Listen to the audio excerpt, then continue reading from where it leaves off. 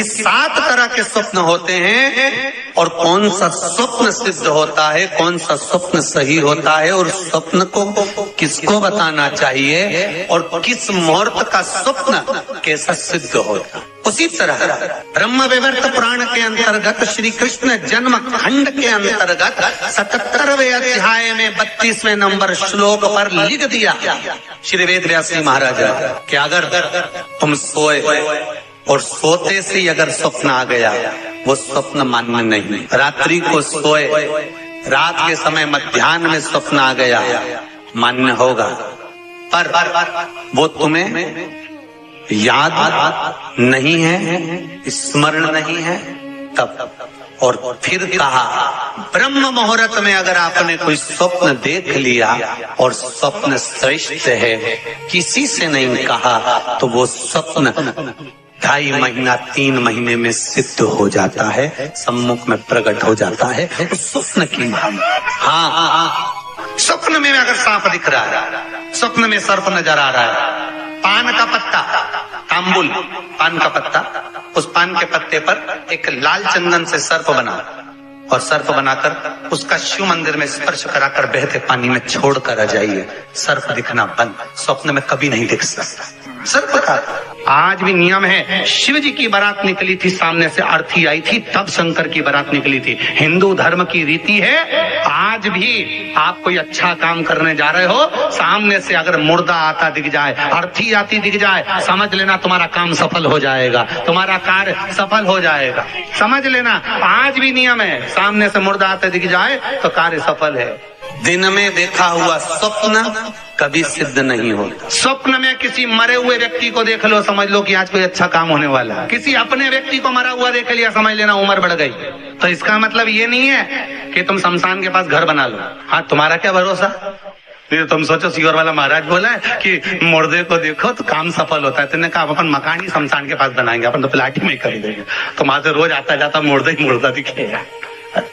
इनका क्या भरोसा। किसी एक भक्त ने एक प्रश्न लिखकर भेजा था कि हमारे स्वप्न में शंकर जी का शिवलिंग दिखता है तो कैसा होता। हमने कहा इतनी सी बात के लिए तो आपको प्रश्न करने की जरूरत ही नहीं, पुराण को देख लीजिए, ब्रह्मवेत्ता पुराण उठाइए और उसका श्री कृष्ण जन्म खंड निकाल लीजिए, उसका 77वां अध्याय निकाल लीजिए, 77वें अध्याय का 32वां श्लोक निकाल लीजिए।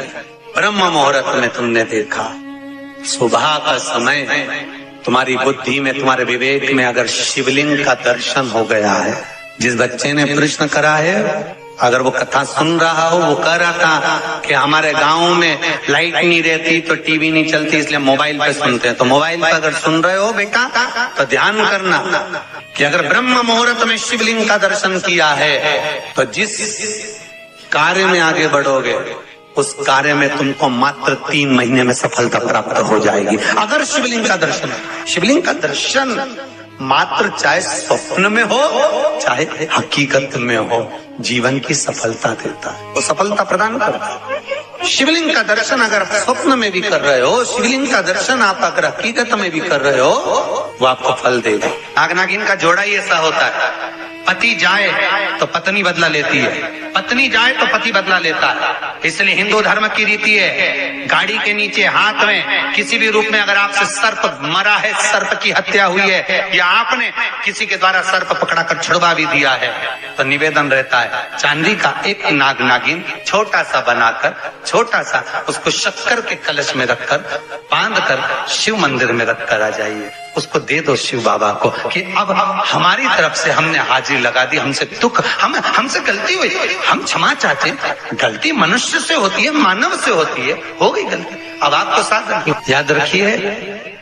जिनको स्वप्न में सांप दिखते हो, सर्प नजर आते हो, या घर के बाहर या घर के अंदर बार बार सांप आते हो, तो भगवान शंकर की 5 लड़कियों का नाम लेकर पान के पत्ते पर चंदन से 5 सांप बनाकर शंकर भगवान को छुलाकर, जिसको स्वप्न दिखते हैं उसके ऊपर से 21 बार उसार कर बहते हुए पानी में डाल दीजिए, स्वप्न में कभी सांप नहीं नजर आएंगे।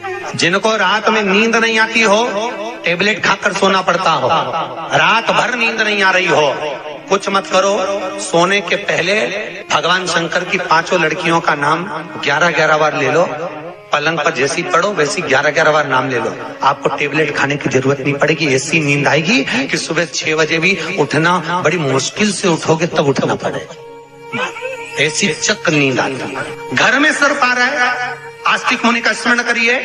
5 लौंग, एक नाग नागिन का जोड़ा, छोटा सा, किसी भी स्थान पर ईशान कोण के अंतर्गत उसको थोड़ा सा खड्डा खोदकर 5 लौंग के साथ नाग नागिन के जोड़े को दबा दीजिए, मिट्टी पर डाल दीजिए। घर में जब नाग नागिन का जोड़ा आप दबाएं तब आस्तिक मुनि का नाम लेकर दबाएं, मां मनसा का नाम लेकर दबाएं, जो नागों की बहन है, उस मनसा देवी का स्मरण कर उसको डाल दी। आज भी हमारे यहाँ हिंदू धर्म नीति है, जब पहला कालम नए मकान का पहला कालम जब भराता है, उसमें तांबे के कलश में नाग नागिन रखकर, कमल गट्टा रखकर, अमर बेल रखकर, थोड़ी सी सरसों रखकर उसका पूजन कर पहले कालम के अंदर जो पहला कालम भराएगा, गड्ढे का पहला जो सरिया रखाता है, कालम भराता है, वास्तु पूजन के हिसाब से उसमें रखा जाता है। और वो तो वो उसके रखने के बाद भी जब मकान का मुहूर्त होता है तो वास्तु पूजन में नाग नागिन का जोड़ा रखाता है, वो भी उस मकान में कहीं ईशान के अंतर्गत उसको दबाया कोई। इसलिए कह देते हैं यहाँ पत्थर मत लगाना, यहाँ टाइल्स मत लगाना। पंडित जी से पूछोगे तो ब्राह्मण बता देगा, इस जगह पर टाइल्स ना लगाइए, इस जगह पर पत्थर ना लगाइए, यहाँ पर वो गोला रखा जाएगा, यहाँ पर वो नाग नागिन का जोड़ा रखाएगा वास्तु पूजन के बाद। 4 लोहे की कील नागफणी की वास्तु पूजन में चारों मकान में चारों तरफ लगाई जाती है। क्यों लगाते हैं? कि कोई दोष हुआ हो, कोई जीव यहाँ रहता हो, सर्प का निवास हो, अगर मकान बनाने में टूट गया हो, किसी का मन दुखा हो तो वो मन ना दुखे। क्षमा याचना, परम आभूषण है, क्षमा मांग लेना, परम आभूषण। गलती करो तो क्षमा मांगने में देरी ना कर, हो गई गलती हो, क्षमा है, हम क्षमा मांगो। हे शंकर, हे शंभु, हे त्रिकालदर्शी, हे कैलाशी, हे अविनाशी, क्षमा करो गलती। तेरा ही दिया मैंने खाया पिया है, तेरा शुक्रिया।